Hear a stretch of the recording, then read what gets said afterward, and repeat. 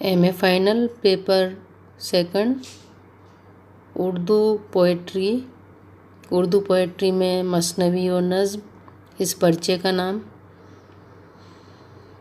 پہلی یونٹ مثنوی سے متعلق تھی جس کو ہم پڑھ چکے ہیں۔ دوسری یونٹ بھی مثنوی سے ہی متعلق ہے جس کا ٹاپک نمبر 1 ہے میر حسن کی مثنوی سحر البیان۔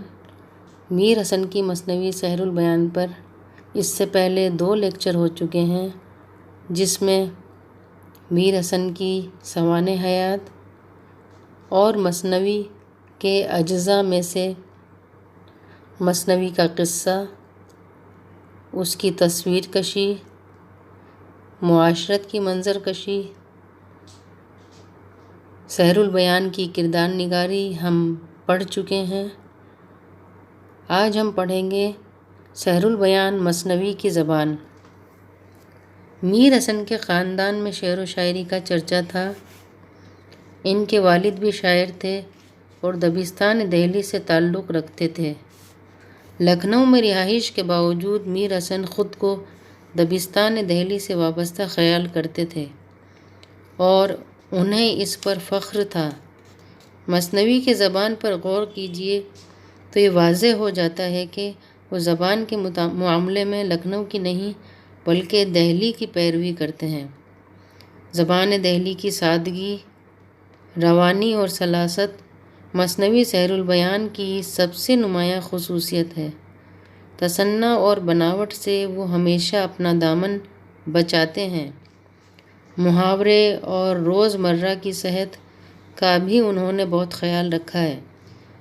زبان کی شستگی اور شعریت بھی ملحوظ خاطر رہی ہے۔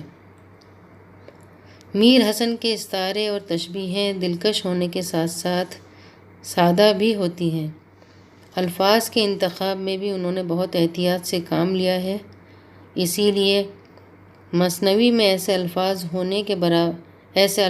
نہ ہونے کے برابر ہیں جن کا استعمال آگے چل کر ترک ہو گیا ہو۔ مثنوی سحر البیان کی اسی خوبی کی طرف اشارہ کرتے ہوئے مولانا محمد حسین آزاد نے لکھا ہے۔ آزاد لکھتے ہیں: اس کی فصاحت کے کانوں میں قدرت نے کیسی سناوٹ رکھی تھی کہ اسے 100 برس آگے والوں کی باتیں سنائی دیتی تھیں کہ جو کچھ اس وقت کہا صاف وہی محاورہ اور وہی گفتگو ہے جو آج ہم تم بول رہے ہیں۔ آب حیات۔ مثنوی میں ایسے اشعار بھی کم نہیں جو زبان زد ہو گئے ہیں، یعنی لوگوں کی زبان پر اس طرح چڑھ گئے ہیں کہ آج تک حسب موقع استعمال کیے جاتے ہیں۔ 2 مثالیں یہاں پیش کی جاتی ہیں: کسی پاس دولت ہی رہتی نہیں، سدا ناؤ کاغذ کی بہتی نہیں۔ کسی پاس دولت ہی رہتی نہیں، سدا ناؤ کاغذ کی بہتی نہیں۔ سدا عیش دوراں دکھاتا نہیں، گیا وقت پھر ہاتھ آتا نہیں۔ سدا عیش دوراں دکھاتا نہیں، گیا وقت پھر ہاتھ آتا نہیں۔ برس 15 یا کہ 16 کا سن، جوانی کی راتیں امنگوں کے دن۔ برس 15 یا کہ 16 کا سن، جوانی کی راتیں امنگوں کے دن۔ مثنوی کی چند دلکش تشبیہیں ملاحظہ فرمائیے: وہ اجلا سا میداں چمکتی سی ریت، اگا نور سے چاند تاروں کا کھیت۔ وہ اجلا سا میداں چمکتی سی ریت، اگا نور سے چاند تاروں کا کھیت۔ وہ گورا بدن اور وہ بال اس کے تر، وہ گورا بدن اور وہ بال اس کے تر، کہے تو کہ ساون کے شام و سحر۔ لٹے منہ پہ چھوٹی ہوئی سر بسر، لٹے منہ پہ چھوٹی ہوئی سر بسر، کہ بدلی ہو جوں ماہ کے ادھر ادھر، کہ بدلی ہو جوں ماہ کے ادھر ادھر۔ مثنوی کی زبان پر گفتگو کرتے ہوئے اس کے مکالموں کے بارے میں بھی یہ عرض کرنا ضروری ہے کہ یہ مکالمے نہیں، یہ ایک بالکل ہو بہو صورت پیش کرنے والی باتیں ہیں۔ یہ مکالمے نہایت برمحل ہیں۔ جس کردار کی زبان سے جو مکالمے ادا ہوئے ہیں وہاں یہ لحاظ ضروری رکھا گیا ہے کہ اس کے مناسب حال ہی الفاظ و محاورات کا استعمال کیا جائے۔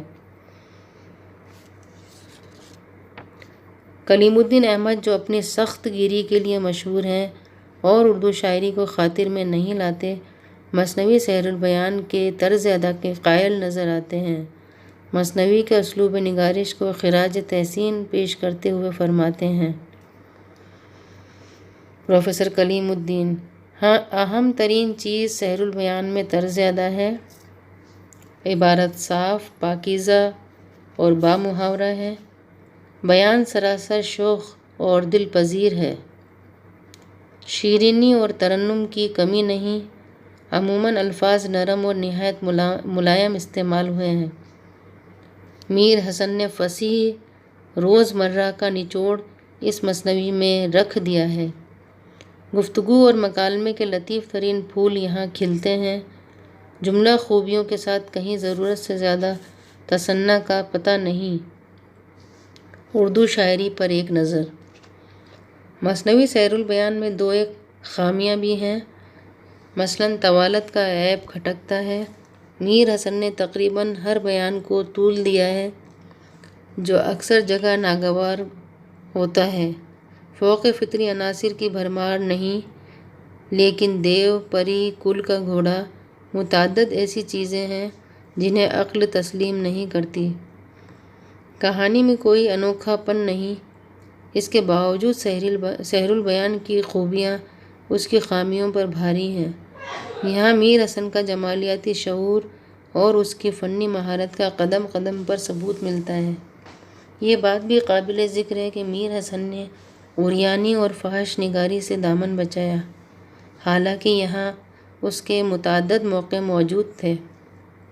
خلیل الرحمن اعظمی نے اس مثنوی کے محاسن کا اعتراف ان لفظوں میں کیا ہے: واقعہ یہ ہے کہ اس تصنیف میں میر حسن نے اپنا خون جگر صرف کیا ہے، اپنی زندگی کے تجربات کا نچوڑ پیش کر دیا ہے۔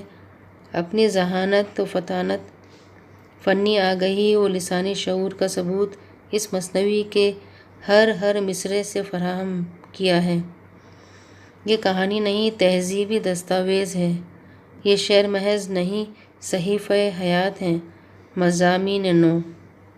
اور میر حسن کا یہ دعویٰ بالکل درست ہے کہ رہے گا جہاں میں میرا اس سے نام، رہے گا جہاں میں میرا اس سے نام، کہ ہے یادگارِ جہاں یہ کلام، رہے گا جہاں میں میرا اس سے نام، کہ ہے یادگارِ جہاں یہ کلام۔